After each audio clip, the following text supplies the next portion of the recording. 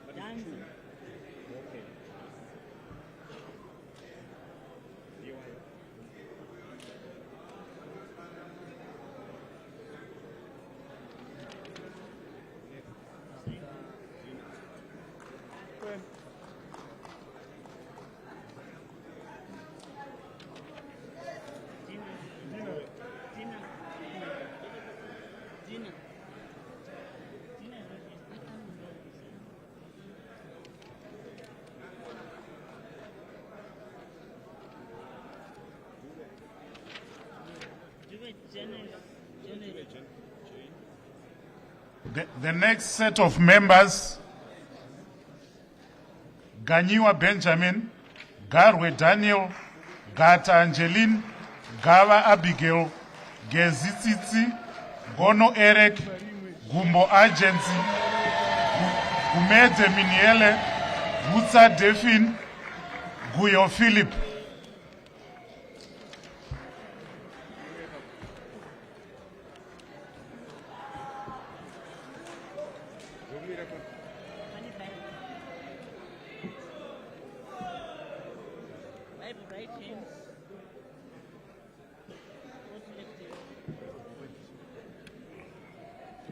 You don't have to write your name. Don't write your name. Don't write.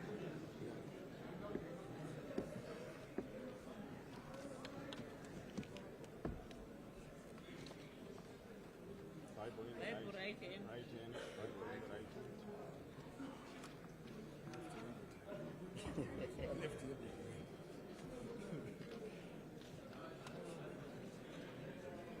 Let me call the names again, because I see there are two members that are not here. Ganyiwa Benjamin, Gata Angeline, Gava Abigail, Gono Eric, Gumbo Agents, Gume Deminiele, Gutsa Delphine, Guyo Philip.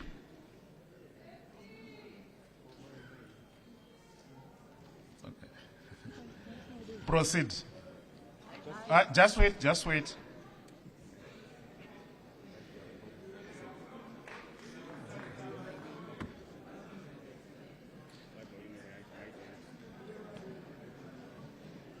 You can proceed.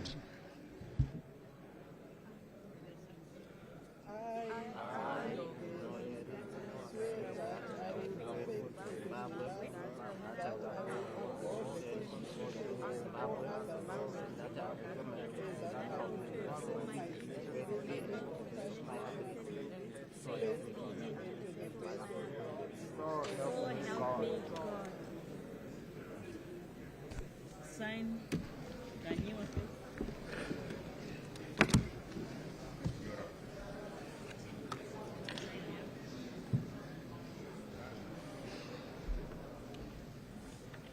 Darwin. Sign here.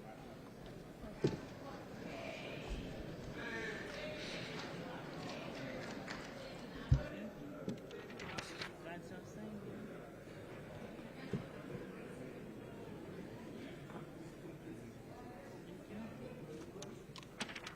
Kava. Kava.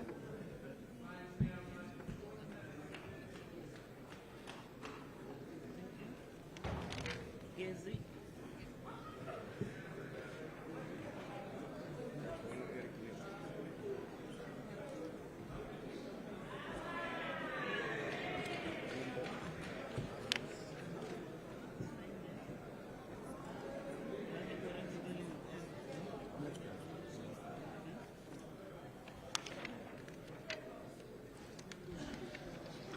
The next set of members, Gwangwawa Shine, Adebe Jabulani, Akata Grenmo, Amauswa Shakespeare, Aritatos Vangelis, Shatwayo Clifford, Shatwayo Gladys.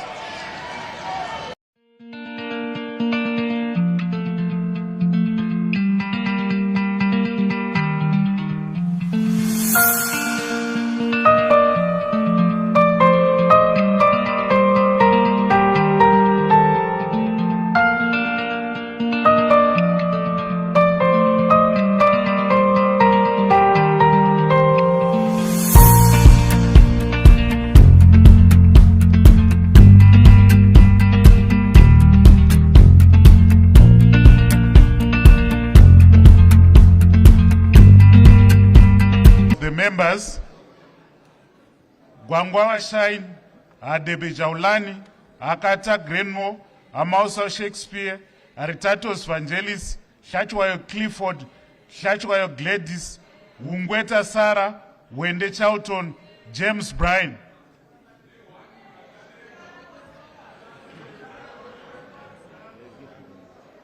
You can proceed.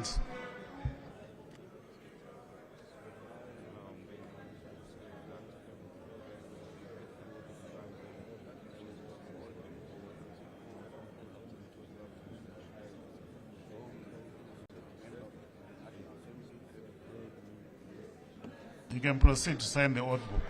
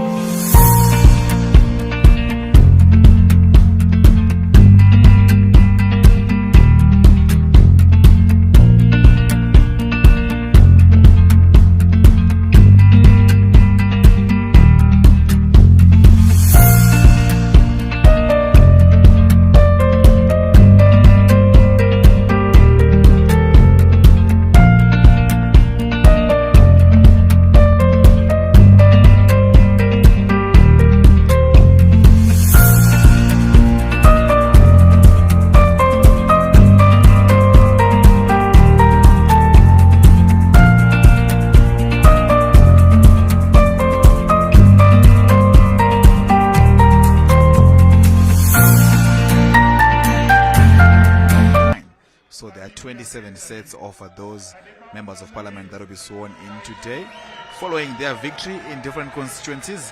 Some are coming through via proportional representation. You will remember that there is the 60 seats reserved for women, There are also 10 seats reserved for young people, the youths, and we get to see them swearing in today. As you can see on your pictures, they are walking towards the Bible and the message they will deliver as they are taking oath of office. And this is coming through from the new Parliament building in Mount Upton, which of course is one of the big projects achieved by the Second Republic.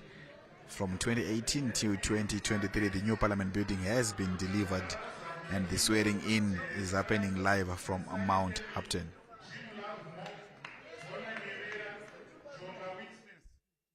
Benjamin, Kademaonga Maureen, Kaitano Knowledge, Kambamura Polite.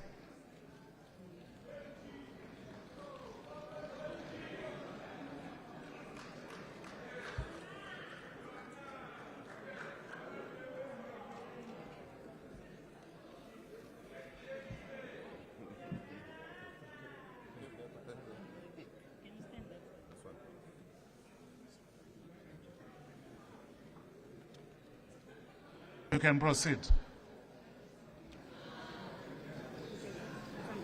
Proceed to take the oath. Yes.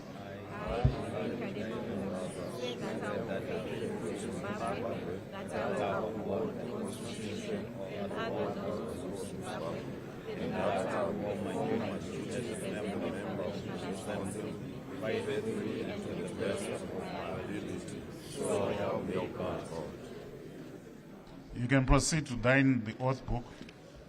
Jalawazi. Let him sign.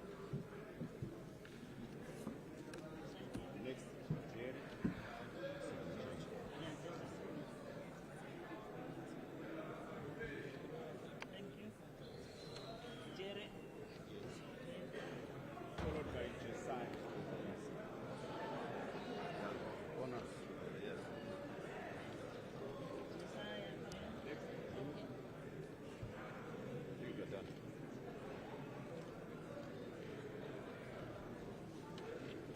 Jimmy.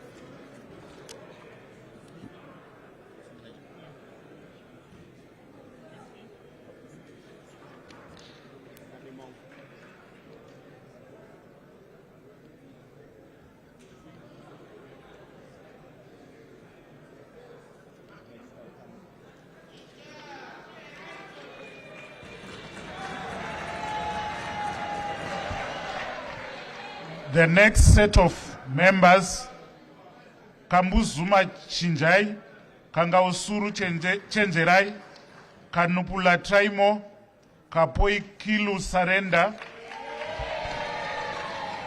Karenyi Linet, Kariko Gatawanda, Karimatsenga Nyampinga Biata, Karumazondo Chaona, Kazembe Kazembe, Kupe Tokozani.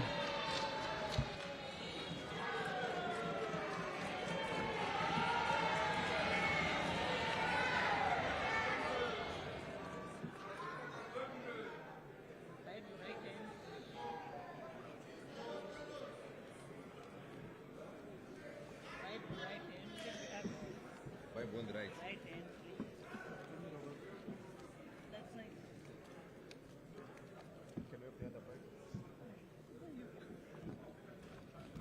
Does anyone have a Bible? Right hand Bible. There's another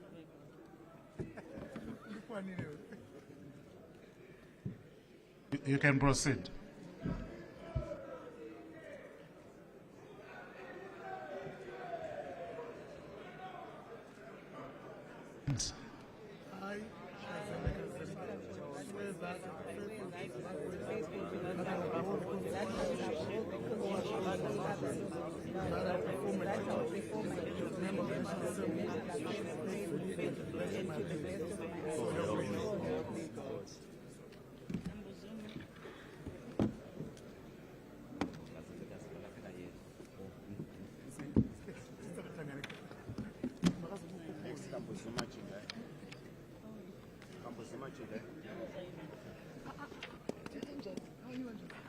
Those members who have been sworn in, can I kindly ask you in small groups of 10 to go through the foyer?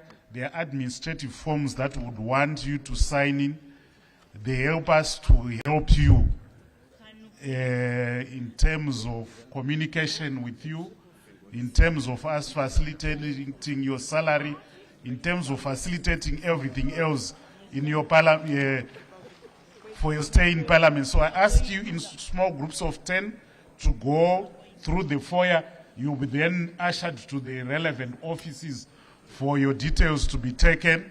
That will help us expedite the process of ensuring that we serve you appropriately. Thank you.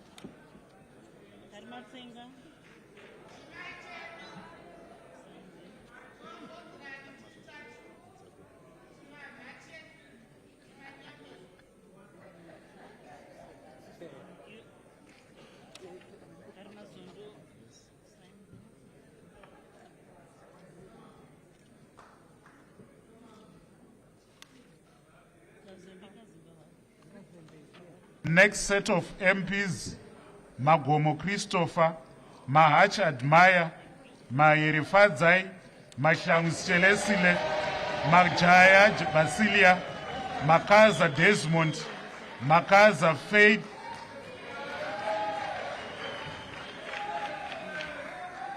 my apologies, kindly wait, I skipped the next 10. Who are Kudlande, Patricia, Kufa Kuratis, Wim Nyaradzi, Kuka John, Kwidinis Slayman, Linyane Memory, Maburutse Sol, Machagarika Tinoda, Machingura Reimo, Mazimbamundo Towilad, Madziwanyika Koban.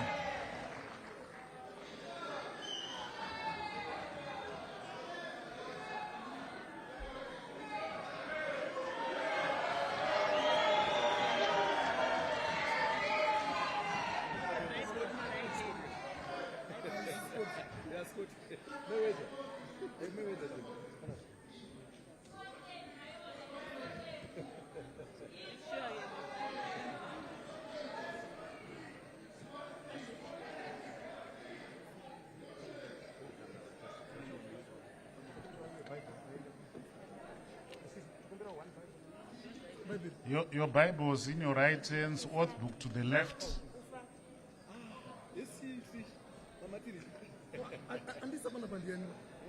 Hold your Bibles in your right hand, oath book to the left.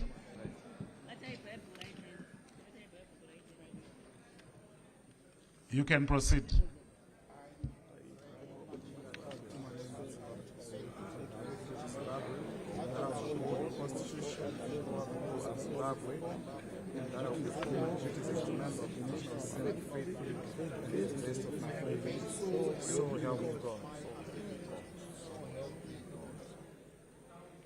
So help me God. Proceed to sign the book.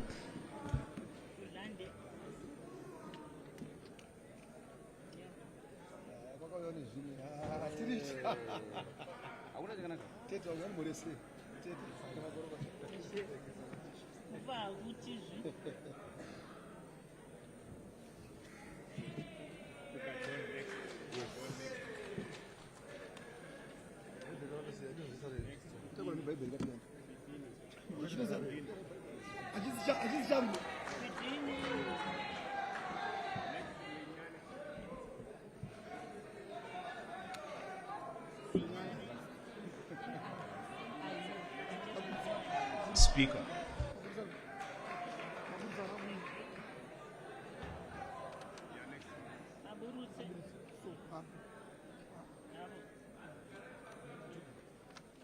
Yes. Is that about?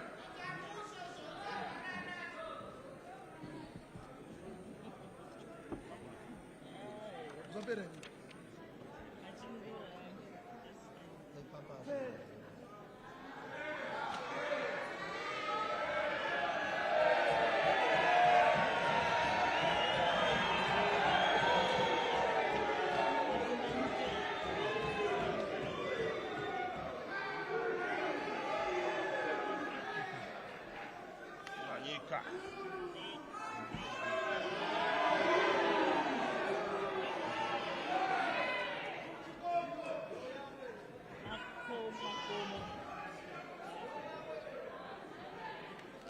The next set of members, Magomo Christopher, Mahachi Admire, Mahere Fadzai, Mashamse Chelisile, Majaya Basilia, Makaza Desmond, Makaza Faith, Makombe Jesiah, Makope Master, Makumbe Tsungai.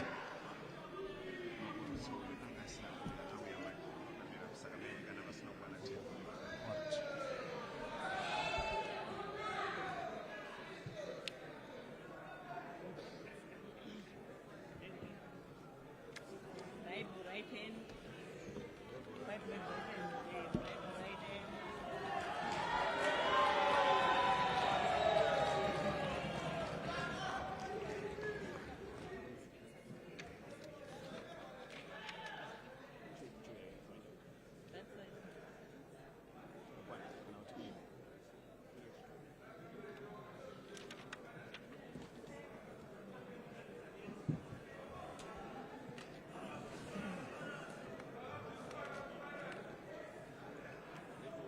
That's it. Sit.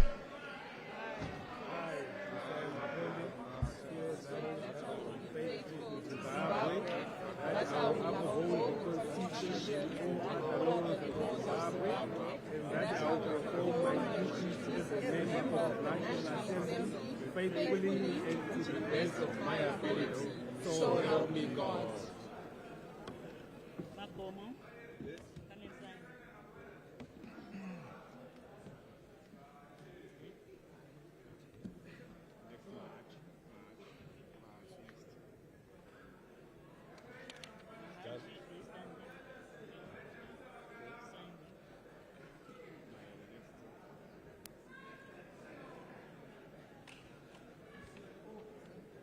Sorry, my name is spelled with a Y.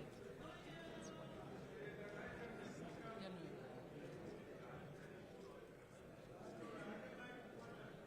Today's the 6th, yes? 7th.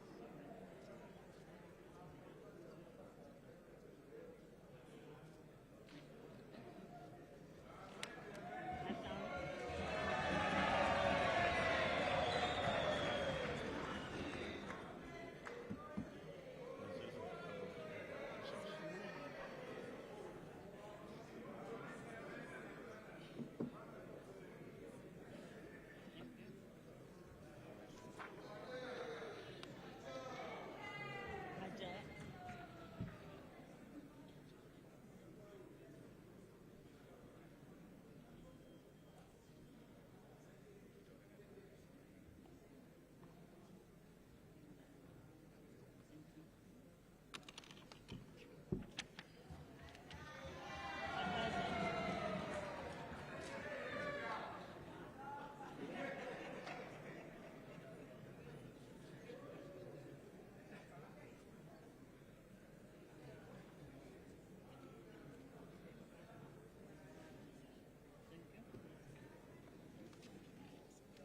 Makaza is not there.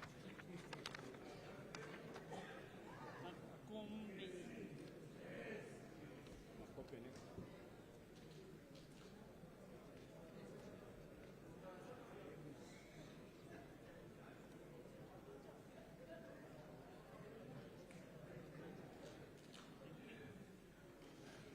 Makope.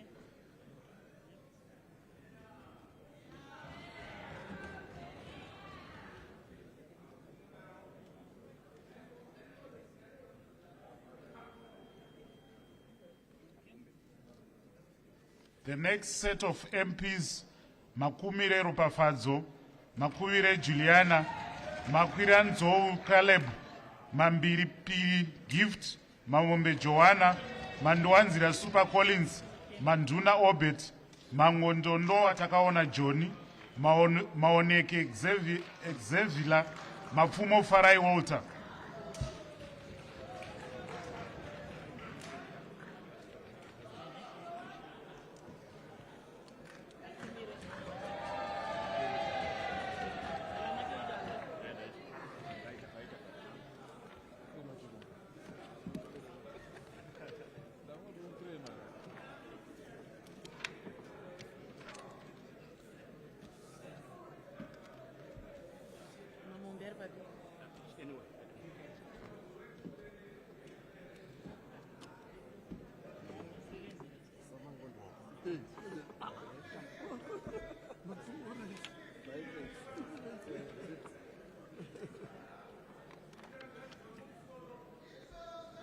You can proceed.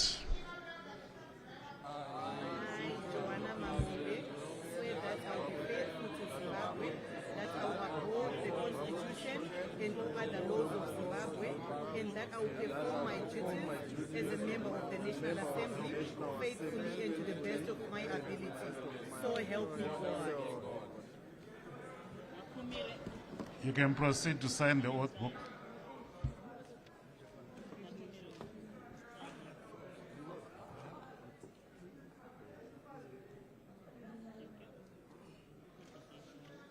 Akuvire.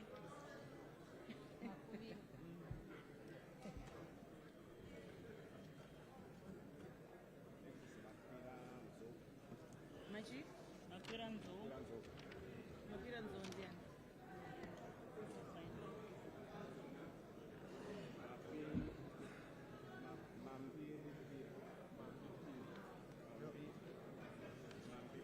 Nambi Piri. Come and sign. So it's Mambi Piri. Yeah. Mambi. Yes, we remove it.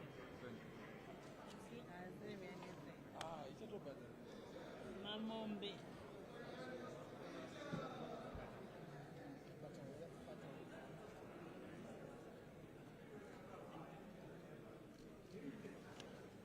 Manjuanzira. Manjuna. Yeah.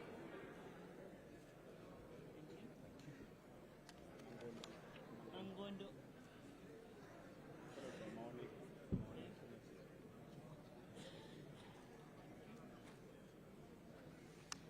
Mawoneke.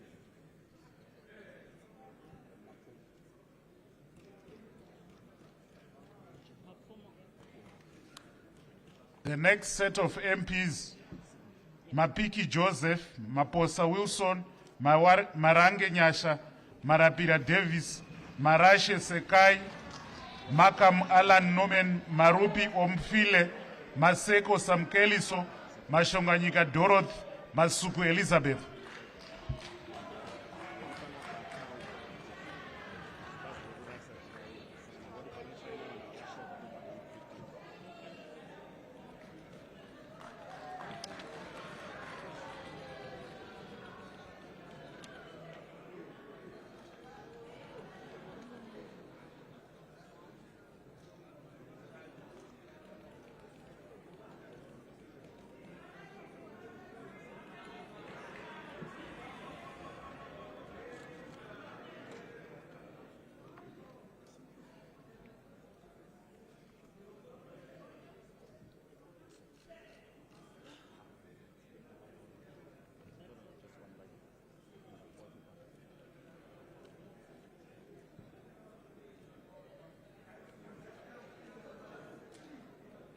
You can proceed.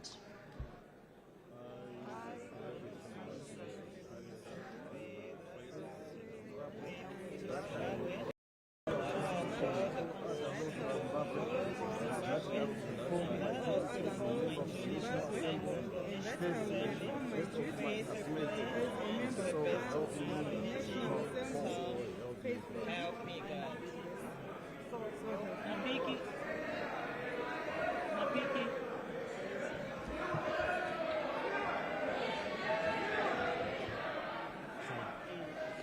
Maposa Wilson.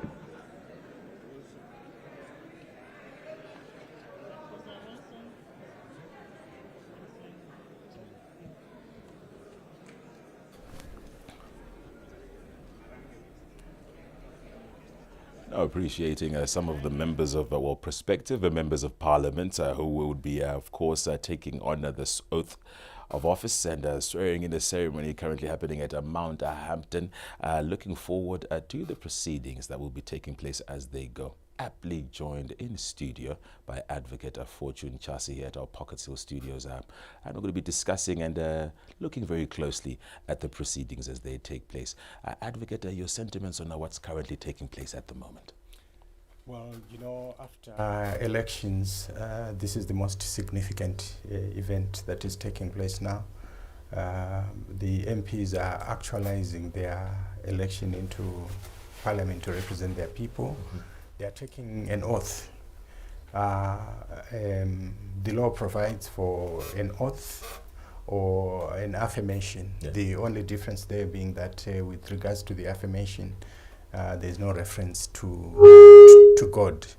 But they are swearing to their loyalty to Zimbabwe. Right. They swear to commit themselves to working faithfully for the country and to observe the laws of this country. Right. So it's really a fundamental step which one hopes that throughout the term of their term of office they will continue to remember what it is that they have sworn to. Yeah, I'm glad that you do raise that point with regards to the affirmation and then the oath, differentiating those two things. With regards to an oath that one takes to the sovereign state of Zimbabwe, how then do we ensure that we can hold members of parliament accountable to that particular position that has been taken currently? Yeah, I think that is an area that cries out for a lot of improvement in terms of our parliamentary system, because we seem to have this approach that the importance of the electorate starts and ends with the elections. Right. And yet it's so fundamentally important that the electorate must continue to monitor the works and behaviors of the people that they have elected. Right. Our systems are not sufficiently strong to keep the electorate in the know, to know how their MPs behaving in parliament, Right. what positions are they taking on specific issues, and I hope and trust that the new parliament will come up with a system that enhances interaction with the electorate. Now, Advocate, I see quite a few of the individuals at this particular point there. What exactly are they doing right now? Well, right now they are raising the Bible and giving their oath. The interesting thing is that although there is provision for an affirmation, like I said, where you don't refer to God, everybody there is making reference to God. But you don't swear to Adzimu, which is interesting because it's permissible within the constitution as far as I'm concerned, because freedom of religion is So, but you'll see that everyone there holds the Bible and speaks to God, Zimbabwe being a Christian country. I also noticed there Honorable Matangira from Mashonaland Central. Yes. Also there. But most importantly, when we look at the various individuals, he's now signing there, of course. Yep. When you look at the various individuals who come collectively, despite their political positions, how would you then look at the working relationships that then do come up, most notably, I think, within the portfolio committees? Yes, my experience is that MPs actually work very well together, particularly when they are in committees. It's very difficult to differentiate them concerning which party they belong to.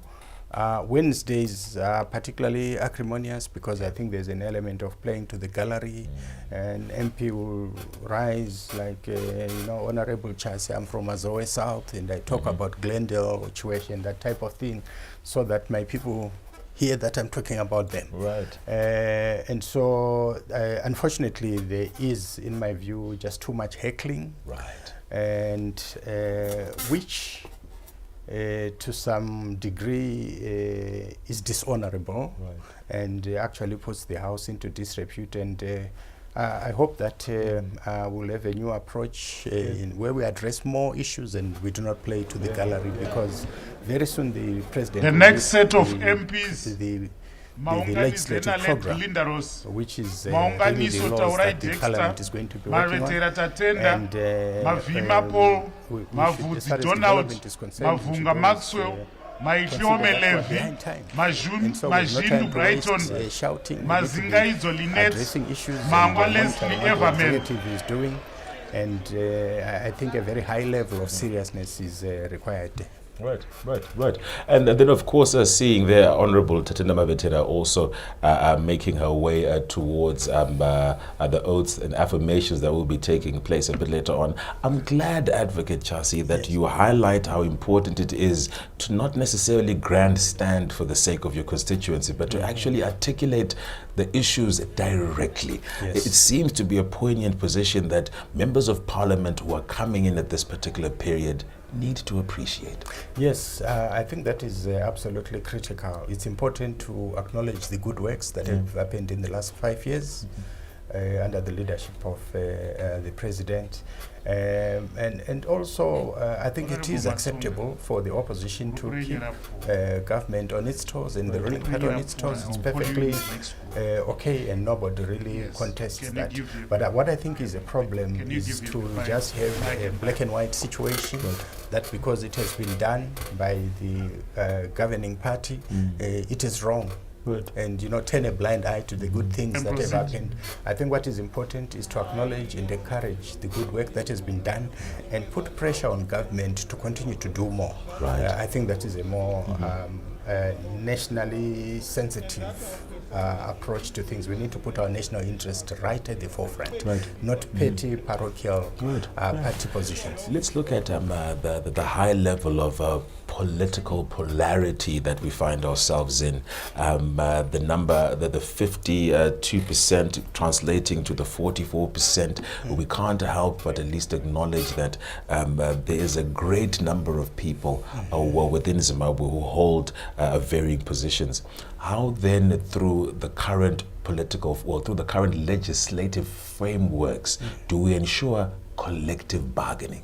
Yes, I think that the central point must really be to address issues and not mere politicking.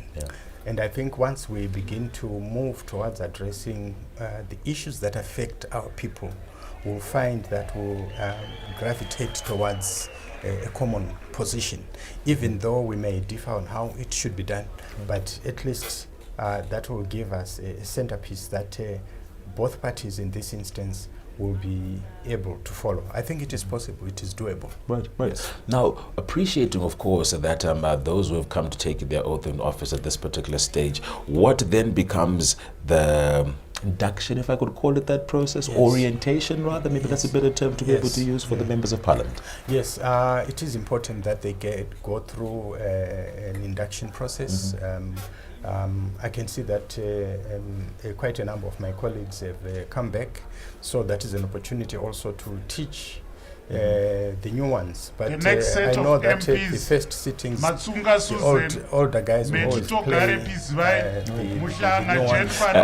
any notion or highlight to some of the individuals that you note from previously being there? Well, like you said, I saw Honorable Mavetere, Honorable Mashangani, quite a good number, I think. Although some interesting characters from the previous parliament didn't make it, some of whom made a lot of traction and hardworking, but. In bringing up such individuals, I can't help but note that the robust nature that Parliament can find itself in, if I could call it the gallery, some could find it entertaining. But at the same time, it's not a circus. Surely there's a lot more than the exchanges that people should look forward to in Parliament. Yes, there's a lot more that needs to be done let me repeat the names to again. ensure that the members of Parliament deliver. Togare Pizwai, Mushlana Jennifer, Mona Felix, Muri Wilson, Mkwanda Judith, Mulilo Stavile, Munangagwa Kudakwashe, Munangagwa Tongai Mafiti, Molokele Tsiye, Fortune Daniel.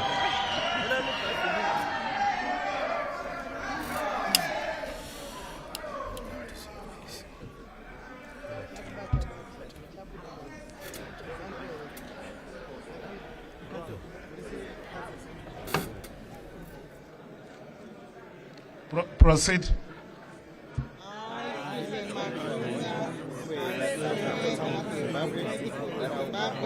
that I will observe the Constitution and all other laws of Zimbabwe, and that I will perform my duties as a member of National Assembly faithfully and to the best of my ability. So help me God. Katsunda.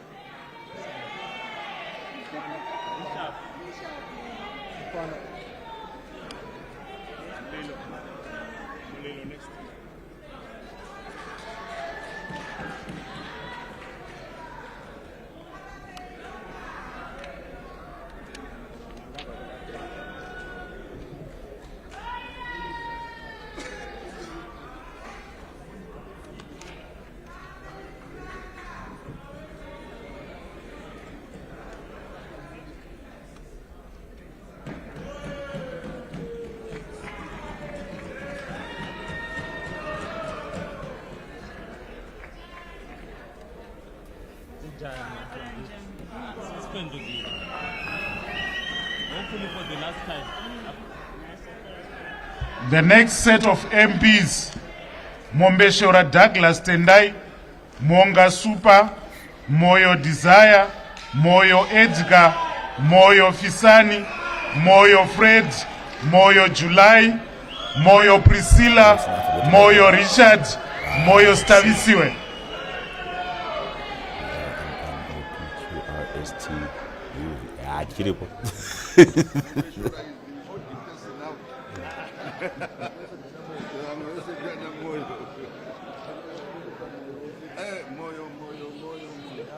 Saya Moyo.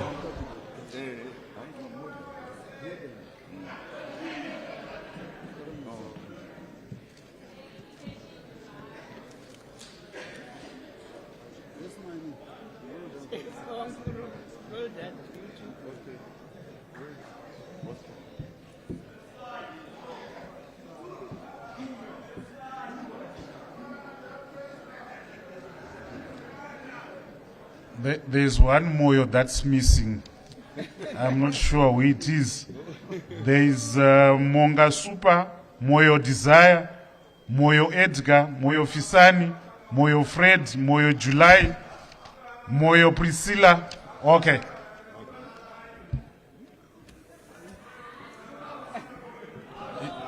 You can proceed.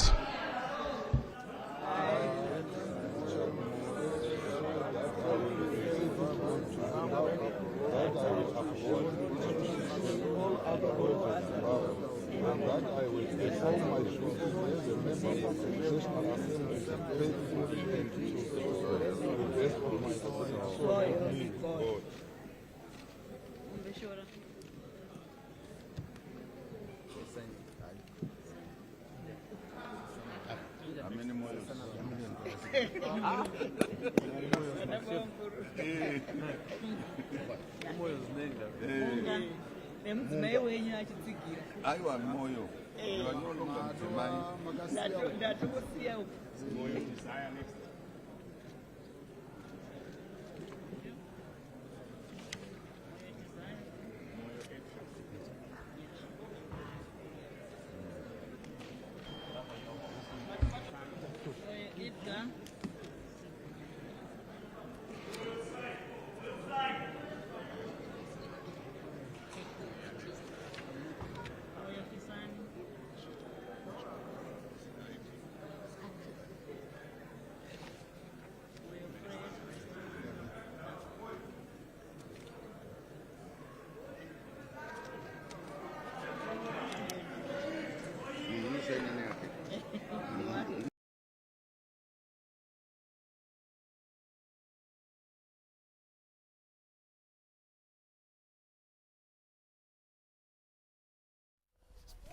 might just come back. We might just come.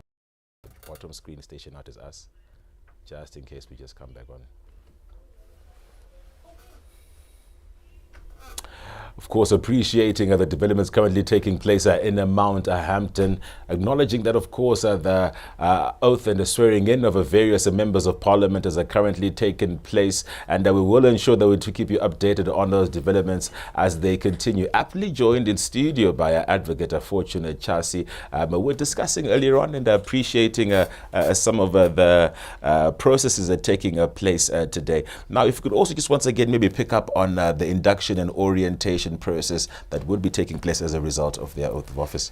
Yes, you know, the sittings in Parliament are a special type of sitting where you have various officers participating, or rather running the meetings with the Speaker, Deputy Speaker, Assistant Speakers, Clerk of Court, and his staff that he works with in Parliament. So the members of Parliament will need to understand the procedural issues. You don't just jump and start talking. You've got to be asked or told by the Speaker, given the chance by him to speak. You need to understand the Parliament's standing orders, which are the rules that tell you what you can or cannot do in Parliament or generally within parliamentary business. But there are many MPs that I've seen. I've just seen Honorable Fred Moy there, former Deputy Minister of Mines, former MD of Wange Colliery. So he does have an appreciation of what happens in Parliament. So the induction may not necessarily be very significant for him, but he may need a refresher together with others who are coming back. Right. Let's look at another key component of the parliamentary framework. The Speaker of Parliament. Yes. Maybe just give our listeners an appreciation of how the Speaker of a Parliament is appointed, but at the same time, the key role that is played by the Speaker. Well, in terms of Section 128 of the Constitution, Parliament at its first sitting, after the process that is taking place, will then elect a person who is either a member of Parliament or has been a member of Parliament or is qualified to be a member of Parliament, in other words, aged 21 and beyond.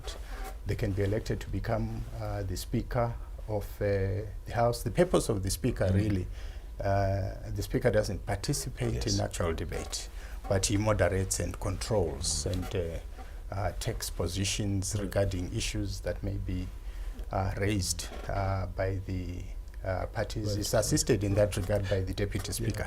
It does seem that, if I could use it loosely, a common position of the Speaker to the public is the man that keeps saying out of order. Now, not necessarily implying that that's the only position that the Speaker takes to bring everyone into order. There's a lot more that is fulfilled by that particular role. Yes, you know, the position of the Speaker is a very critical one. It's a respectable person who is able to deal in this instance with the governing party and the opposition party with you know, a measure of balance and fairness, even though obviously they will have been elected from a particular party. If they're an MP and they're elected, they immediately cease to be an MP, and a by-election is held in their constituency to replace them. Got it. And then we also note that, of course, the names are being read out seemingly in alphabetical order to ensure that all those who are there. See Tafadza Mugwadi from ZANU PF also making his way forward there. I think earlier on we saw Fadzai Maere of the Triple C, young contributors towards this particular parliamentary collective. What then can we look forward to from those who are seasoned parliamentarians and the fresh ones? I think that's a significant development which suggests the rejuvenation of Parliament itself, and one hopes that the people who have come in will be able also to chart new territories given their youthfulness. But of course, everything being governed by the fact that we're putting Zimbabwe first. Everything that we do, we put Zimbabwe first. And for young people, that is very important. This is a platform for them to advance the issues that they raise every day. So they've got to be responsible about how they do it. I'm glad that you bring up the term responsibility, because the question and concern that always comes up with those who are new within the four is to ask whether they've got the competency to manage the responsibility that comes with representing a constituency. I mean, it's more than the perks and benefits that one gets by virtue of being there, but they're accountable to the constituencies. Yes, one of the unintended consequences of a democratic system is that a popular person might actually not be very suitable to carry out the tasks in parliament, and an unpopular person might be the one who is able to. But that's something that we've got to live with, because being an MP really doesn't have too much to do with education, but education is important. There are some MPs who are not so highly educated who were performing so well because they were really working with the public. They came from the public, from the common person. Whereas sometimes there is an elitist approach by those who may be so highly educated and they're so theoretical. So some have to come down their high horses and be part and parcel of the people, understand their problems, and in that way they may be re-elected in the future. And we also can't help but acknowledge that the political differentiation within Parliament is now broken down quite black and white to ZANU-PF and Triple C. There's no other representation that is there. What we also do find with regards to political parties is that there is what is proverbially referred to as the chief whip. If you could also just maybe share with us the role and function and the importance from the political framework within the legislative structure of the chief whip. Yes, you'll find that the MPs will be allocated committees to work in, and some of them will be allocated on the basis of their experience. For example, I at one point chaired the Justice Committee and also the Legal Parliamentary Committee because of my training and experience.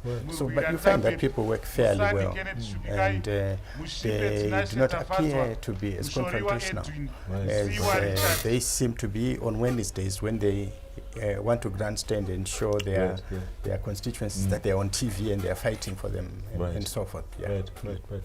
Well, I'm glad to also be able to keep following some of the proceedings that are taking place, the visuals of our Mount Hampton Parliament building, and also just for clarity that the official handover of the Mount Hampton Parliament building hasn't happened. However, I think as Advocate Chasi highlighted earlier on, that the spacious nature of this venue, I think, lends itself to being able to ensure that at least would be able to take advantage of some of the opportunities that are being availed in the process that we're undergoing today.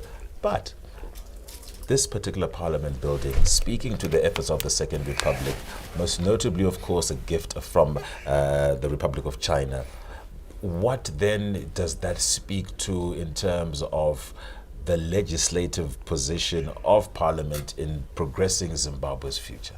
Well, I think this is a significant piece of infrastructure.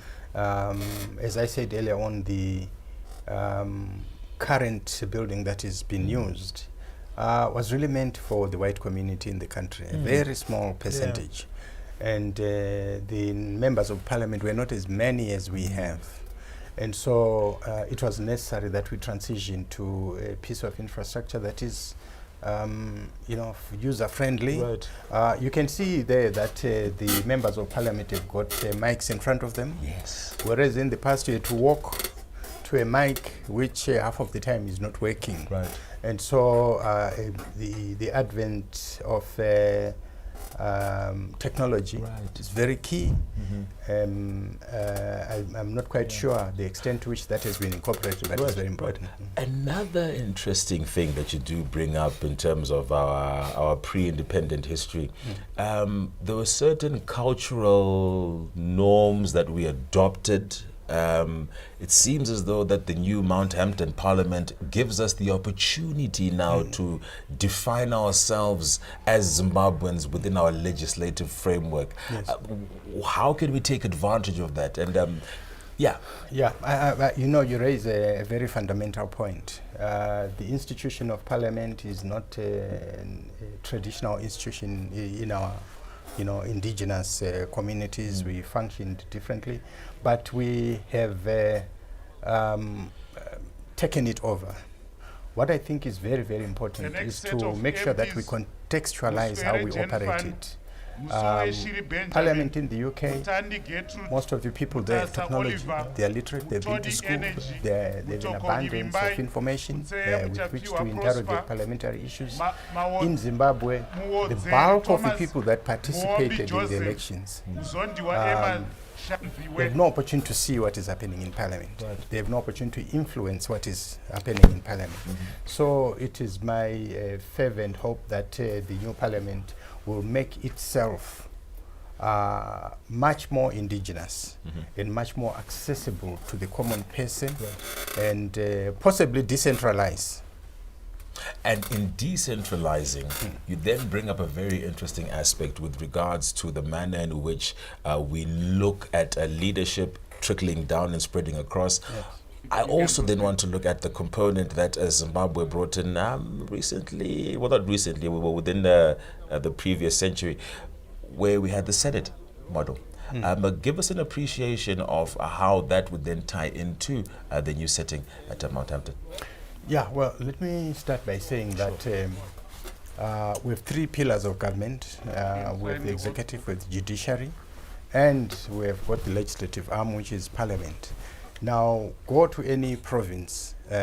These days, you'll find virtually every ministry is represented. Yes. Go to any province, you'll find that there is a high court, the magistrates court. That's the judicial arm of government. Now go to the legislative arm. There is no presence across the country. And yet, that is really at the epicenter of what is done in the other two arms. So I'm not advocating for the construction of smaller parliaments elsewhere, but in some countries those models do exist. In Kenya is an interesting model that maybe we need to look at. But Parliament must be able to reach somebody in Binga. Not only when there is a bill to be looked at, where people have not been given sufficient time, where the bill is not in their language. And so that to me does not satisfy the need or the requirement for us to reach the community. Parliamentary staff, in my view, need to be visible across the country. And yes, and come up with a model that ensures that an MP is accountable to those people. Discuss with the community the challenge they are facing in terms of their representations and so forth. So I think those are key things that we really need to look into in order to advance the work of Parliament. Appreciating the three arms of a government that you brought up, the executive, the legislature, and the judiciary. If we look a lot closer at the legislative arm, it seems as though that that's the arm that incorporates the populace through representation. Exactly. So one would, in simple terms, consider that as the most important. Yes. Because the judiciary looks to be able to ensure that it capacitates that, and the executive also being able to have oversight over that. Exactly. So then when we are trying to be able to ensure that this new stage of the Second Republic's progression of a new venue, a new space, surely the ethos, as you highlight, the next set of MPs. Yes. Yeah, so Muzungu Nobet, Natiso Daniel, Mwe Francisca, Mwe Morgan, Mwe Musa, Mwe Owen, Ndewele Madala Boy, Ndewele Setulo, Ndlovu Brown, Ndlovu Evelyn. I think we need the leadership at Parliament to think outside the box and try and emulate what central government is doing in other areas. It is their responsibility to come up with ideas that fit into the new model, which indigenizes Parliament. I think for Parliament to continue to be on a pedestal and be elitist and pretend that we're in London and that we're doing democracy, I don't think it really serves our purpose. I'm glad you say that, because it seemed as though that in our infancy as young democracies prior, the position was to be able to show that we can meet some of the democratic frameworks that come within a republic. However, I think we've surpassed that, as you highlight, and that we need to be able to define that most notably on our own terms. You spoke earlier on about the staff complement of Parliament. We're excluding the legislative representatives. Give us an appreciation of that aspect. There are quite a number of departments. Of course, they've got their finance. They've got a department that deals with PRI and international relations. They've got their own team of lawyers in there. They've got their IT people. So they really, you've got the what I would call standard sort of departments in any organization. What I think is key is for them to be creative in all those departments to ensure that Parliament moves closer to the people. Parliament cannot continue to be an elitist organization. Parliament is not about discussions in Parliament. The people who have elected people into Parliament need continuity of interaction with their parliamentarians. And Parliament, I would submit, needs to develop a system that ensures that the people are adequately represented, that they are being reported to on what is happening, or they are being consulted, so that their positions are the ones that are reflected in Parliament. Hitherto, the electorate is just election fodder. Then the MP goes into Parliament, they do their own thing, and that's the end of the matter. So I think if we really want to make sure that we are moving or breaking with the past, we need to ensure that Parliament is very creative, so that we can see things changing quickly. For those of you who joined us, this is the oath and the swearing in the ceremony of the national and legislative representatives that managed to win during the electoral process. So we've been noting quite a few of those making their way over to the signing desk at the new Mount Hampton building.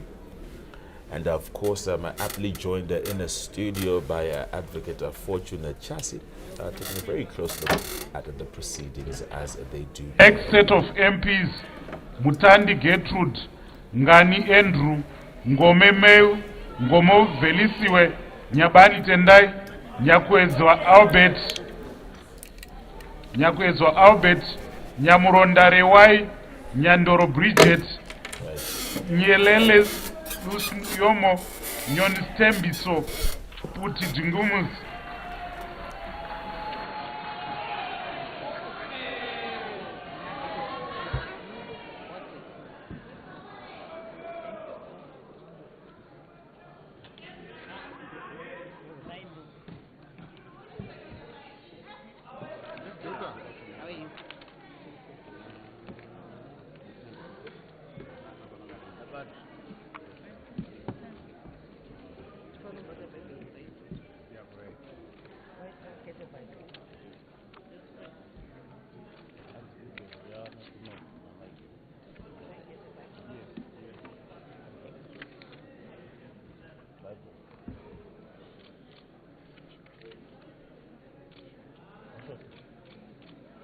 Proceed.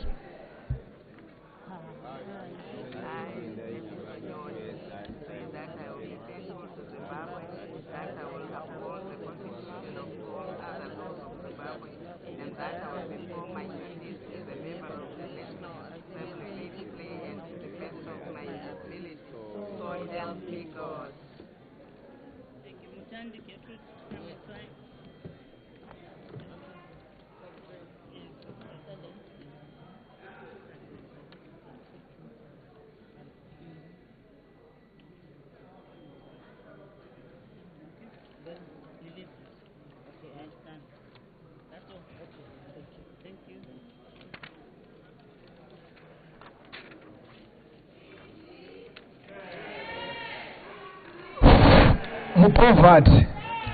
Order.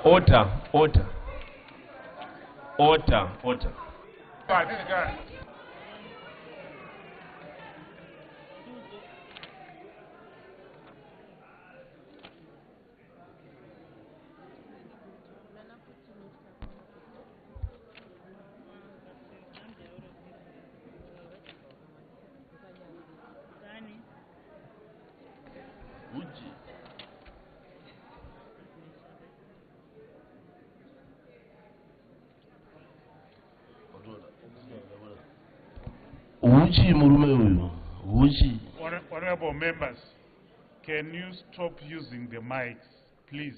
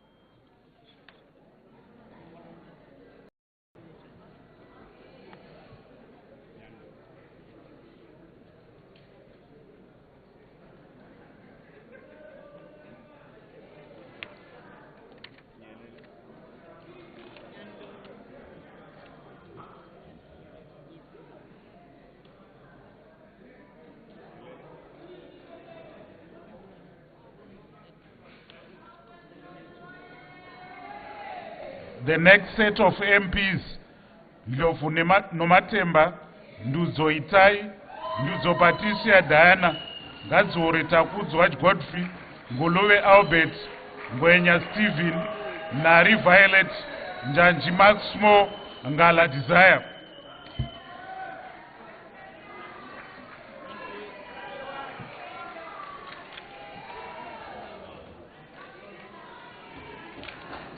Woyo.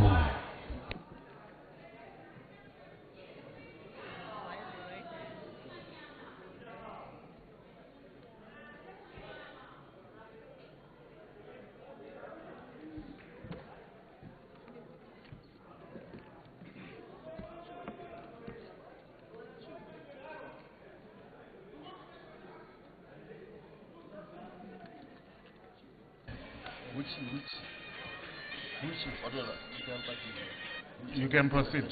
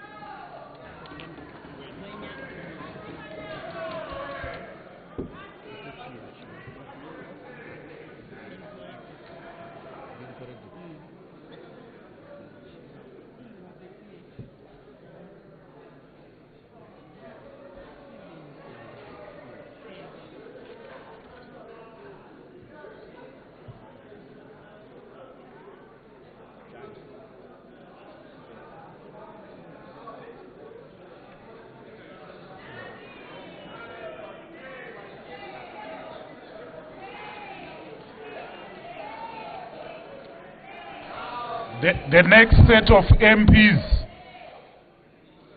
Pindukai Tendai, Raradza Emerson, Ruwai Ezra, Rosie Barbara, Sako Joshua Katz, Sagadiria Patrick, Sakwanya Stanley, Samambwa Edmo, Samson Alginia, Samkange Jonathan, Sanya Twechido,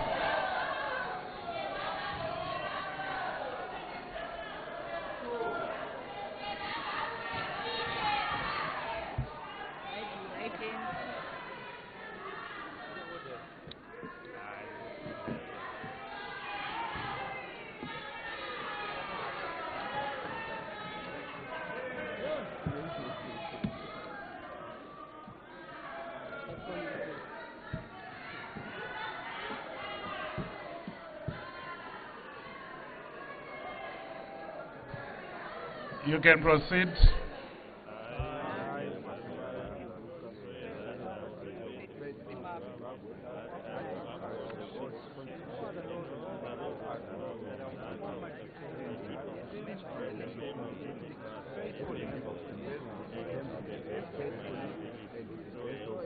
Proceed to sign the oath book.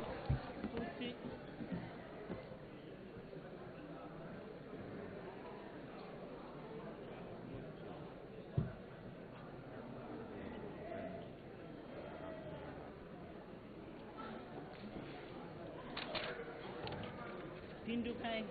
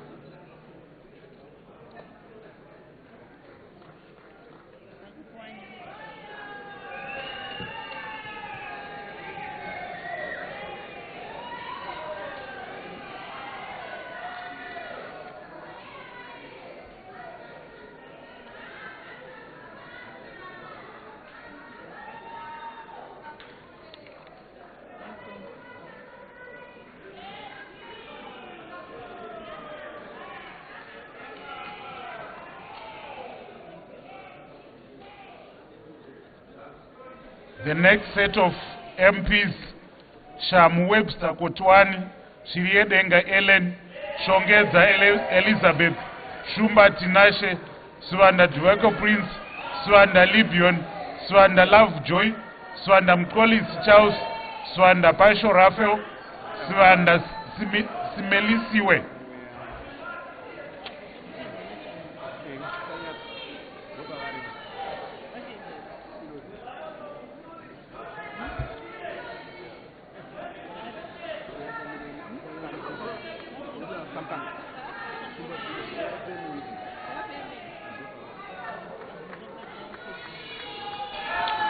Order, guys, order.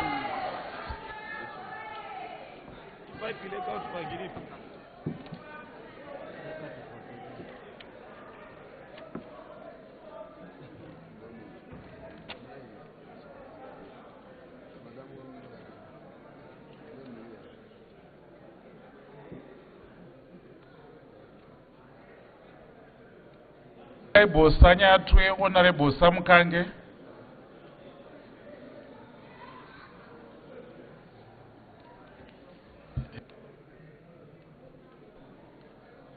You can proceed.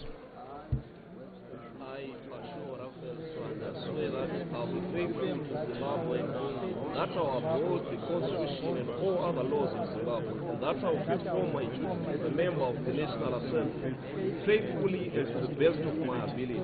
So help me God.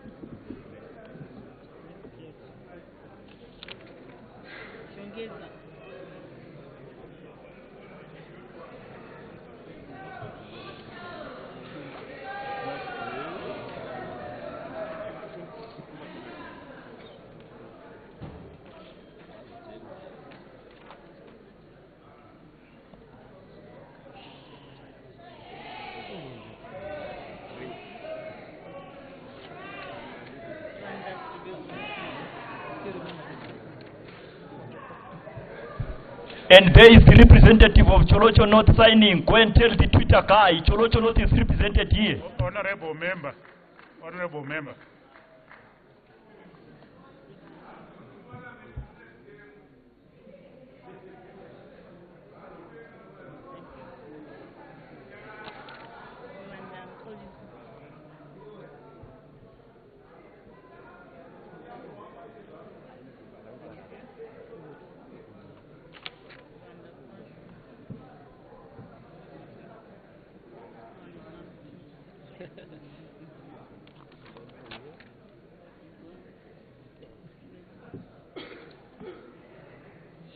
Set of members.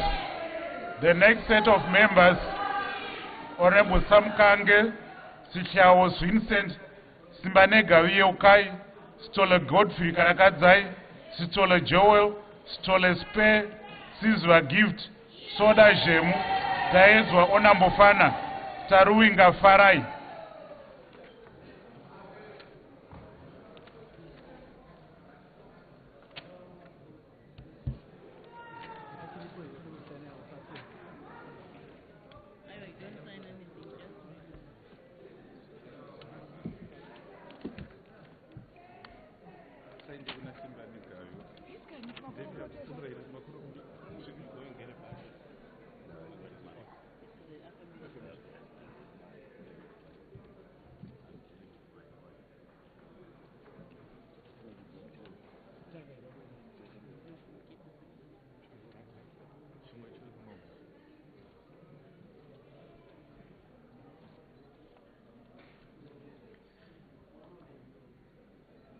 You can proceed.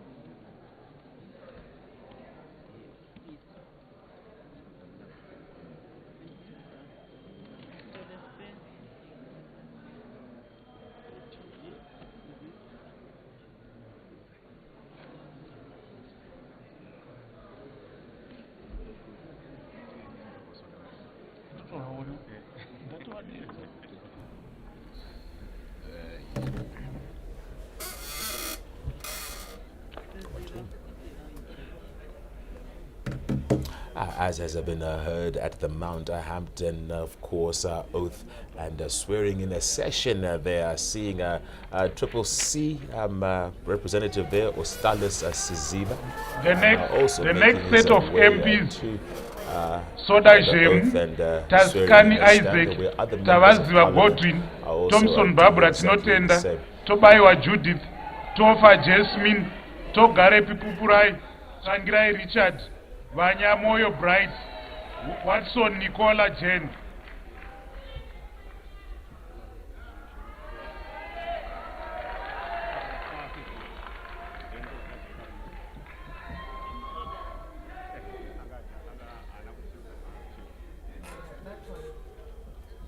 Jen. Honorable Soda Jem.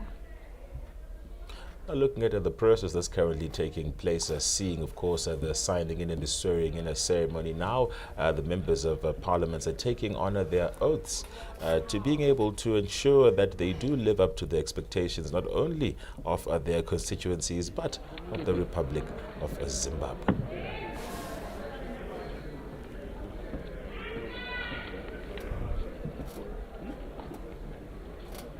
If you've just joined us here, of course, this is the swearing in a ceremony, and various members of Parliament are now taking their oaths of office. Muraito Garepi of ZANU-PF, a ruling party. Aptly joined once again in studio by Advocate Fortune Chasi, also former member of Parliament for Zoa South constituency, and a former minister, having had a very contribution towards the national legislative frameworks within Zimbabwe. Sharing some of your insights in our observations today. Yes, like I said, a very important day after our elections, where we now look forward to the new MPs getting engaged very seriously on issues in Parliament, addressing issues, less and less of politicking, but really taking a cue from the agenda that will come from the President. Talking about politicking there, Advocate Chasi, you can proceed. Appreciating how far we've come along in the electoral process, one can't help but look at the current situation for what it presents. We've noticed that at a local council level, opposition representatives have taken on office. Started off yesterday in Bulawayo and various other parts of the country. And today, we see national legislative representatives of the opposition taking up their oaths of office. What then does that communicate with regards to the recent electoral process we just went through? You see, I think it's very important and very good that the opposition has come to the table to, follow through on the MPs who succeeded. Elections are a very, very expensive exercise for the country, but they are an evil that we must pursue. And I would imagine that by going to get this oath or affirmation, it is indeed a concession that an election did take place and that people were elected. I think it would be very difficult after the oath to contend otherwise and say that there was no election. If we could also maybe just scrutinize the opposition to some degree.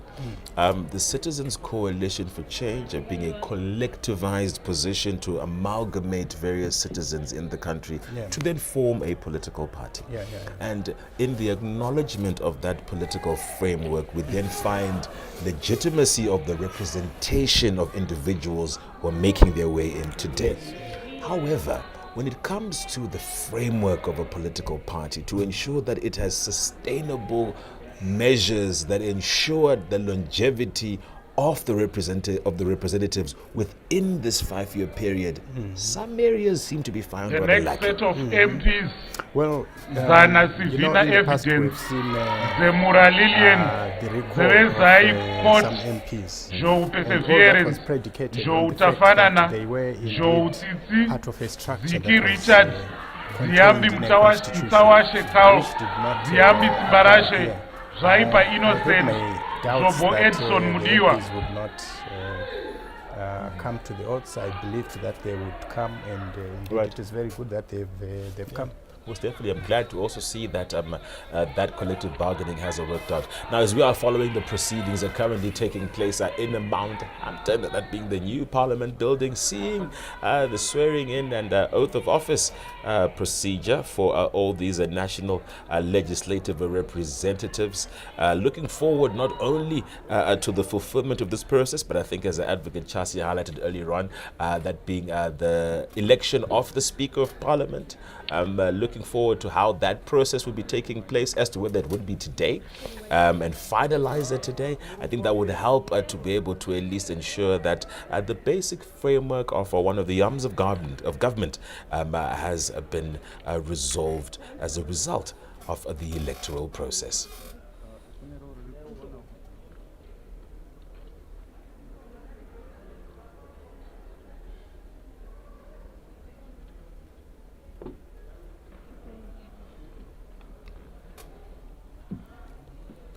Also can't help to note there, Advocate Chasi, that for those of the fairer sex, it seems as though it's an opportunity also to be able to adorn some exquisite pieces. Yes.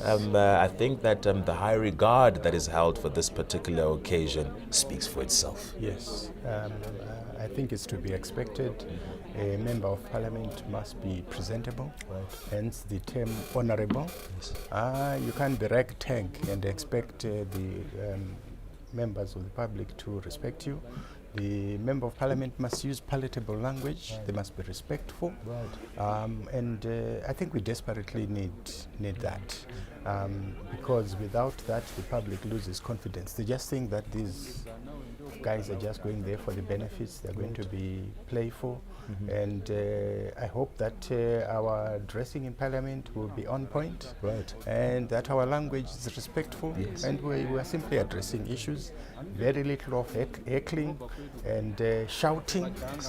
It's not honorable to be shouting all over the show. You know, I can't imagine myself doing that. And during my term, I was going to say, I'm sure you had your fair share of moments. Yeah, you know, being a lawyer, I found it very difficult to understand or to work in that environment, because when I'm in court and I'm speaking, I'm the only one speaking. Right.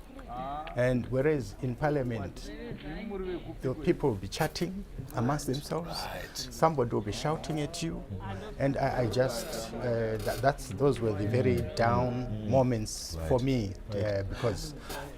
I'm glad that you also bring up your experience in that light, because it then looks to another issue, which is the business of the day when representatives make their way to Parliament. Yeah. It seems as though that some don't quite take the privilege of making their way to the August House to be able to get the business of the day done. Yes. You know, being an MP is... you know, in Parliament itself, is very much akin to being a practicing lawyer, in that if you're going to go to court, you really must peruse your file, study your file, get all the facts within you. You can't just walk in as if you are walking into a restaurant or something. So it's a huge responsibility, and not many people carry it through, because you must be aware the day before, at a minimum, what you are going to be discussing, and you need to prepare. You need to research. You need to talk to experts in the area that will help you to articulate the position that you want to speak to, or to get to a point where you fully understand what you have to be doing. So yeah, it's an onerous task. It's not a walk in the park. Just for the avoidance of doubt, I have members whose names are still here that and we have not sworn. Bonda Joseph. We used it a lot during COVID, and I think up to now, very good instrument to use, Constance. but can also detract from the work of Parliament, because you just join and then you go to do some other business, and the Speaker will be calling you, Honorable Chasi, Honorable Chasi. You are not there, Brian, but you are logged in. So that just shows you some of the things that can happen. Kapoi Kilu Sarenda.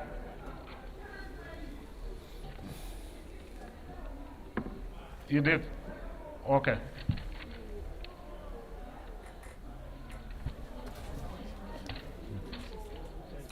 Madziwanyika Koban.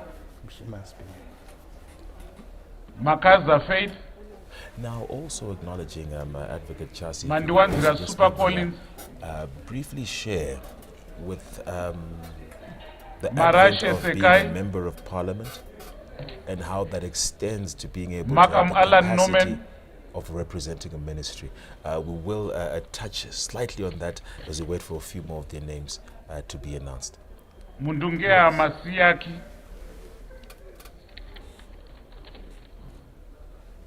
Nwe Morgan.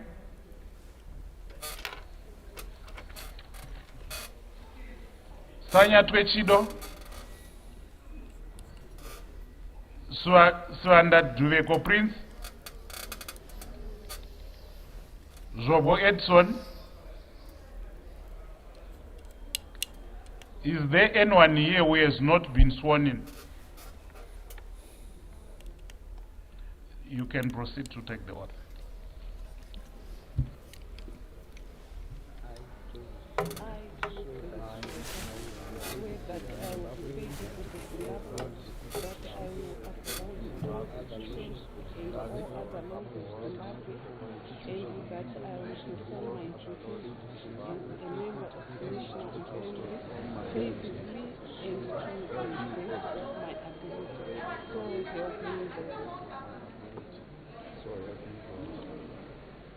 You can proceed to sign the oath book. For the members that are still here, tomorrow we proceed to elect the presiding officers of the National Assembly, starting at exactly 10 a.m.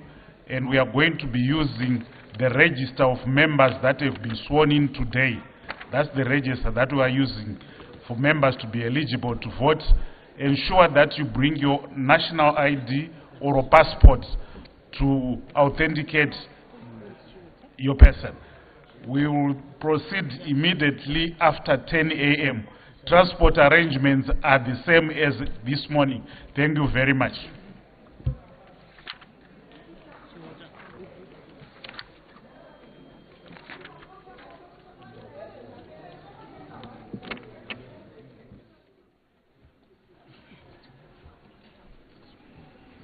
Yes, the swearing in of the members of National Assembly is what has been happening here from the new Parliament building here in Mount Upton.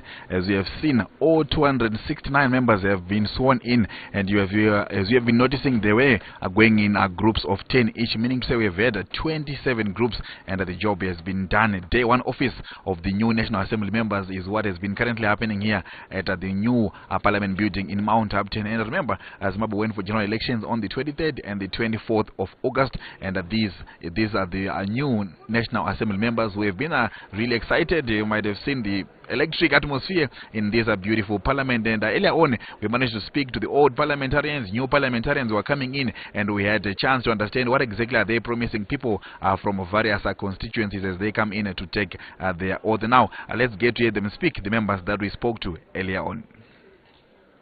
Parliament, I'm going to do lawmaking at Parliament, and I'm also going to do representation to represent my constituents in Parliament.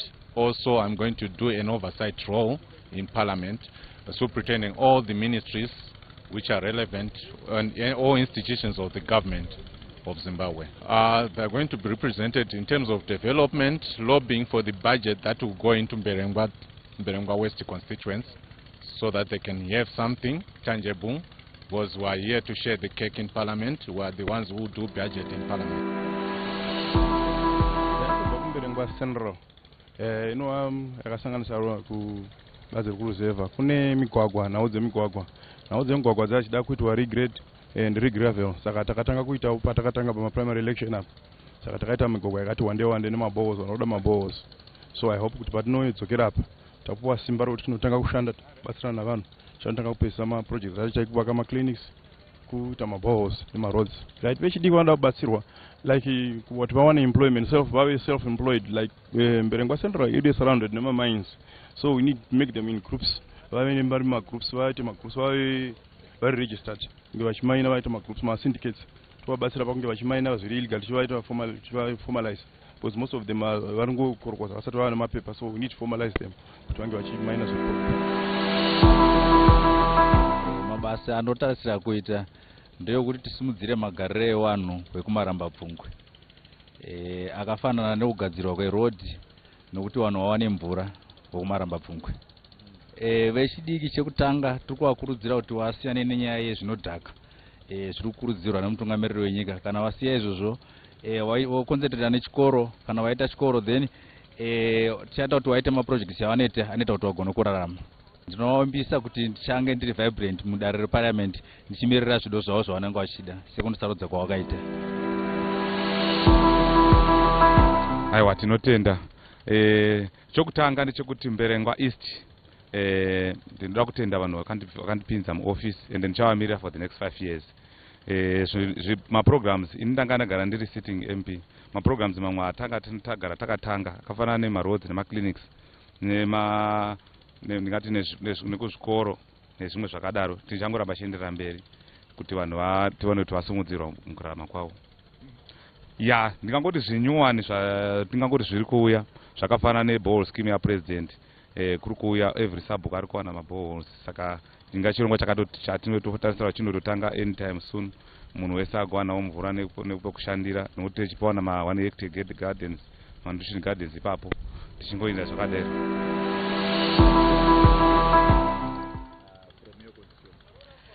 There is quite a number of issues that needs to be looked at by the government, and as a member of parliament it is imperative that we touch on the betterment of the livelihoods of our people in the provinces that we come from, especially on the social security, and we want to ensure that the children, the women, they are catered for, especially in the health sector, where we find pregnant women having difficulties to access health services, and children traveling distances to schools, and the fact that we took land and development needs to be done in the areas where people were resettled, especially the building of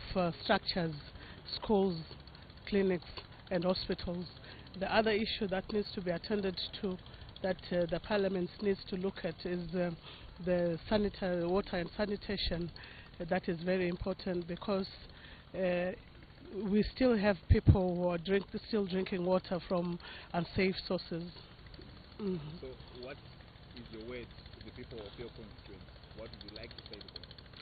I want to assure the people from my constituency that we're going to do the best we can so that we give for the betterment of their lives. Honorable, thank you so much. We truly appreciate you coming through. Thank you so much. What can you expect from you in that regard? So my background is that I'm coming from 2 decades of practicing law. I'm only crossing the floor now into lawmaking. I am here so that we've got good reforms as regards our laws, that we come up with laws for the good governance of our country, laws that protect the interests and welfare of our Zimbabwean people. So for me, I'm not here to play, I'm not here to have fun, I'm not here to observe and monitor the happenings, but I'm here to be an active, functional participant in the proceedings. Be assured that I'll be there every day to give my best effort, utilizing my knowledge in my background in the study of law, and also my experience of life in Zimbabwe. So I'm not here to add to the numbers, but I'm here. And of course the engagements that have been happening during the course of the morning. We do look forward to more of our programming. I will be giving you those updates as we progress. Now we're getting back to those reports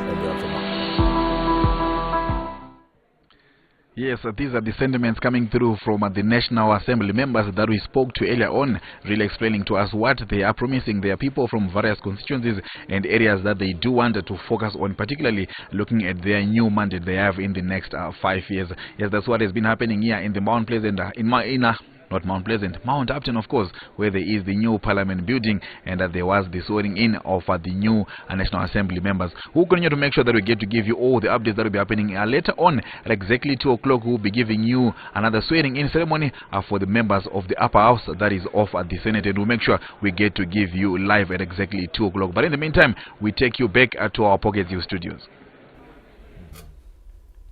Thank you so much for Ian. And there we were, preemptly brought back a bit earlier on, but such is the case with the live TV. Of course, the engagements that have been we've been having rather here in studio with Advocate Fortune Chasi, looking at the swearing in and oaths of office of various national representatives at a legislative level. As was highlighted there by Ian, that of course the upper house would be coming in later on too. Mm-hmm.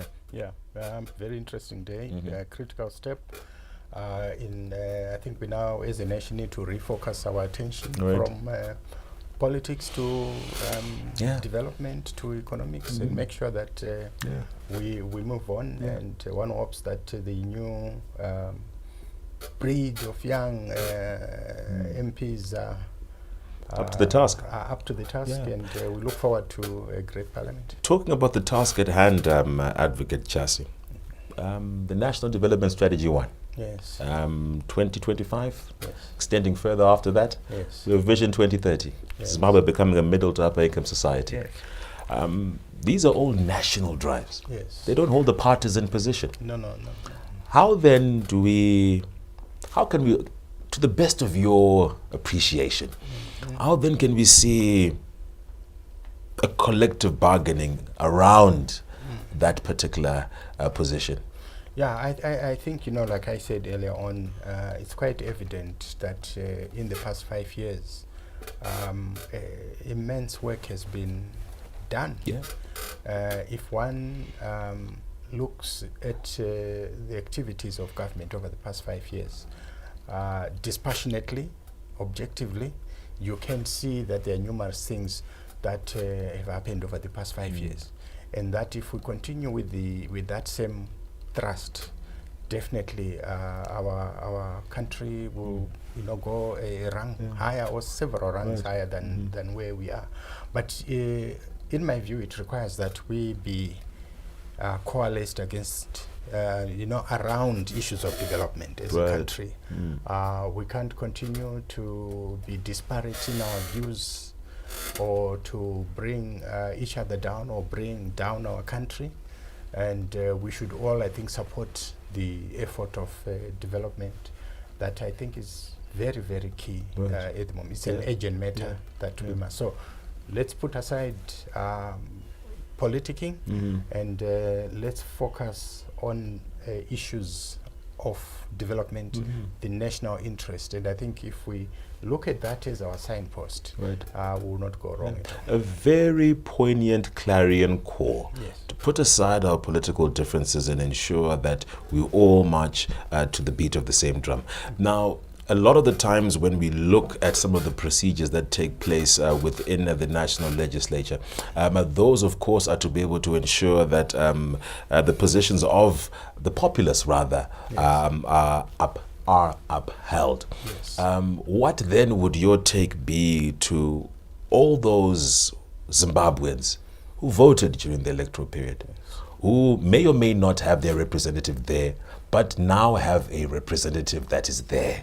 What would you then say to them in terms of what their role too is now? Because you can't leave it alone to the to the representatives. The populace also plays a key role in realizing that. Yes, those whose candidate may not have been successful need to recognize that the new candidate is now responsible for their welfare in terms of pursuing resources in government and making their positions made in parliament and so forth. So their vote has not been in vain. They need to ensure, just in the similar manner that the person who would have voted the MP in will pursue and interact with him, they can also do the same. And the MP also needs to understand that their responsibility is not just for the individuals that voted for them. Their responsibility is for the entirety of the constituency. And in the event that they become ministers, they must also realize that they represent government in terms of its work across the country without reference to political affiliation. I can't help but have to reiterate that question again after, of course, having the privilege of you being here, who was a member of parliament, extended further to becoming a minister. Once again, if you just give us an appreciation of that process, but more importantly, the responsibility it comes with. Yes, I think it's a huge responsibility.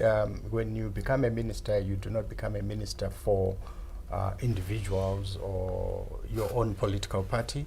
It's a national position that you have been honored to have. And so you will have members of parliament from across the board coming to you to seek help for their constituencies.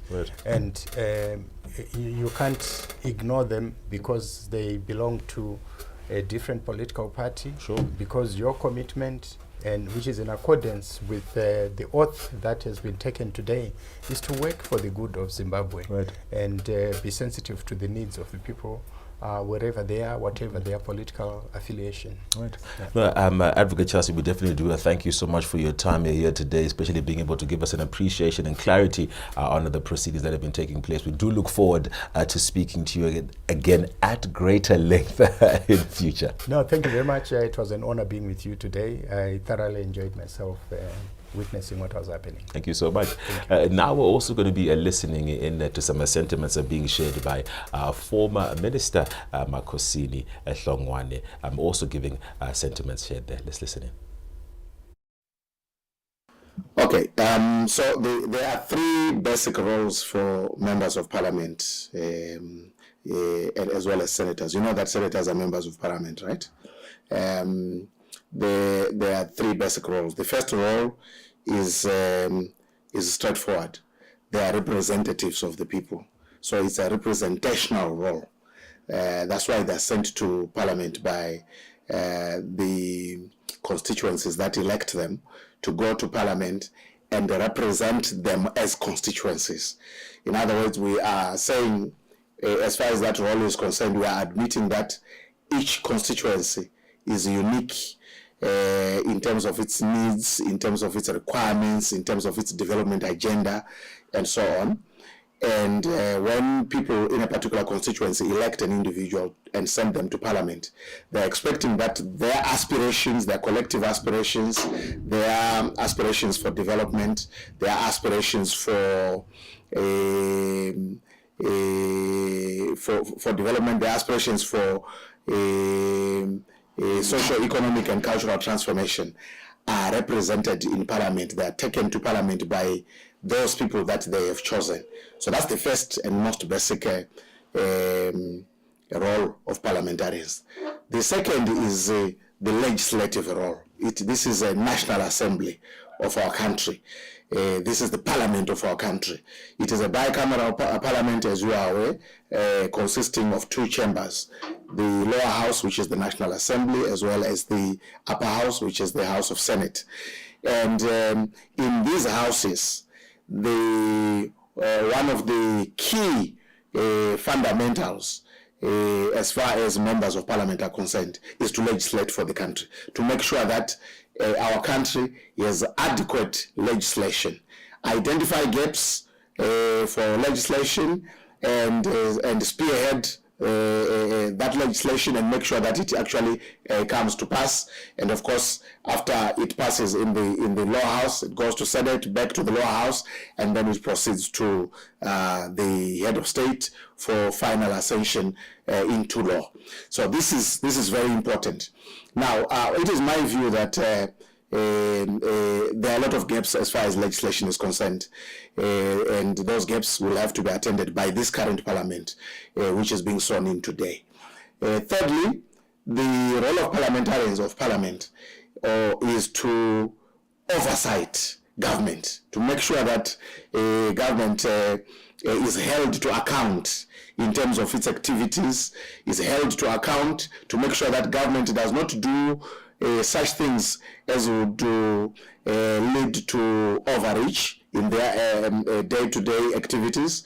Government will not engage in extra-legal, activities in carrying out their duties. So Parliament will consist or comprise committees that will shadow certain line ministries of government, and the role of those committees is to investigate, is to advise, is to provide oversight, to make sure that these government departments function as according to the law, and they are accountable to the people of Zimbabwe through Parliament. This is very, very important.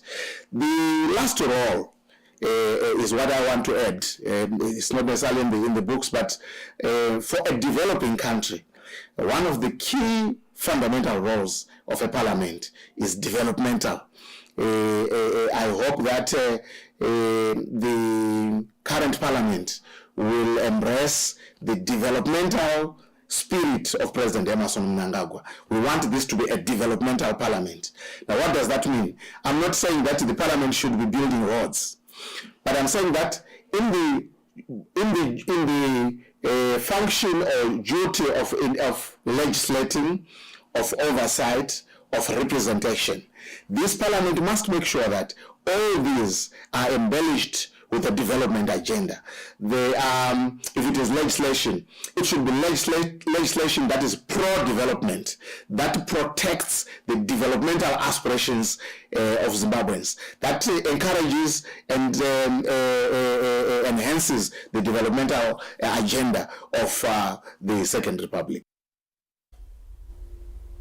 Poignant sentiments are being shared there by former Minister Makosi Hlongwane on the role and function of our parliamentarians. Now let's take a very close look at parliamentary behavior. Well, they're called members of parliament. They're called honorable members. And honorable members should exactly be like that. They should be honorable to every extent of the word. They should behave in ways that show that they are esteemed members of parliament. They are representatives of the people. They are leaders in our society. Remember, parliament is the second arm of the state. And it's a very high office. It's a very esteemed office. And you don't want people that will come in there and destroy the reputation of parliament on the back of misdemeanor, on the back of corruption, on the back of inability to behave in such a manner as to hold oneself with such due decorum as is required of a leader who is so esteemed. So members of parliament have a duty, first and foremost, to the people that elected them, to be accountable to them in terms of their behavior, in terms of how they handle themselves, in terms of how they communicate their messages, etc., etc. Now let's take a close look at what informs the parliamentary agenda, considering the advent of Vision 2030. Thank you for that question. The agenda is developmental in nature, or should be developmental in nature. Clearly, what President Mnangagwa is trying to model is a developmental state. It's a process of modeling this this kind of developmental state to deliver development to the people of Zimbabwe. And if President Mnangagwa is grappling with how to put together a developmental state, it means that all requisite fundamental institutions of government, of the people, including parliament, must therefore embrace this developmental agenda. And I think that parliament's legislation, this current parliament's legislation, should necessarily answer the question of developmental modeling for our country. What is it that we want to do as a country in order to get from where we are to an upper middle income society? What is the process? What are the nuts and bolts that are enable to drive that process forward. And from a legislative perspective, how do you intervene legislatively to make sure that Zimbabwe does deliver the developmental state? I'll give you an example. How do you make sure that the setting up of business in Zimbabwe is friendly? How do you make sure that the setting up of business in Zimbabwe by foreign investors, for example, is quick, smooth, without corruption, and friendly? How do you make sure that local entrepreneurs are mobilized to invest domestically in their economy so that that resource is directed towards development? From a legislative point of view, how do you deal with that? How do you make sure that issues to do with bids are regulated properly so that there is a fair share and the distribution of the national cake across the country? How do you make sure that the our resources are distributed equitably across the country? This is the agenda of a developmental state. And how do you protect, how do you make sure that there is such peace and security as to enable development to thrive? How do you make sure that happens through legislation? How do you make sure, for example, that issues to do with elections, we are coming out of an election which has been so-called disputed, how do you de-emphasize, in my view, through legislation, the disputation of elections? Because it is a subjective matter. It depends on the state of mind of the disputer. Right? If somebody has a clear agenda of making sure that they are not going to concede defeat in an election, or a certain organization will not concede defeat in an election, how do you deal with that legislatively so that you don't continue in a vicious cycle of disputed elections, which are deliberately caused by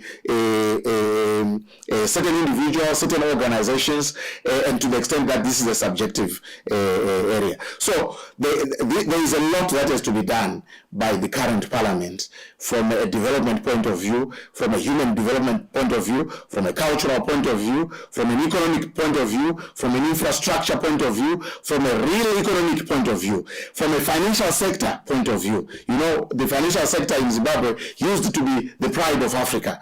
Highly indigenized, with black people having equity in that sector, but now there has been serious reversals in that area. How do we recover from that reversal and make sure that the financial services sector is back on a trajectory of black economic empowerment?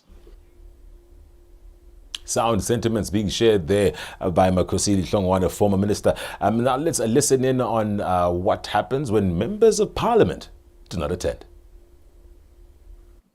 Well, it will be a waste of time of those that deploy them to parliament or send them to parliament, obviously. The job of a parliamentarian when you go into parliament is not going to go there and sit and just to be a stooge and watch debates and the things are happening. I think every member of parliament worth their salt should deploy their energy towards making sure that they participate in the national conversation through parliament. That is very, very important. If a member of parliament goes to parliament to sleep, if a member of parliament thinks that they are elected just to go to Harare and stay in a hotel, if a member of parliament thinks that their role is just to be attending committees without necessarily participating, then they are mistaken. The encouragement I would like to give is that members of parliament must vigorously participate, must vigorously debate national issues, must vigorously participate in the national conversation through parliament. There must not be apathy by members of parliament. And this is important so that those that elected them will see that the reason they elected them is actually being dispensed with within parliament. Sound sentiments are being shared there by the former minister Makhosini Hlongwane on the role and function of parliamentarians, most importantly also looking at the engagements that would be taking place during the parliamentary process. Well, there you have it.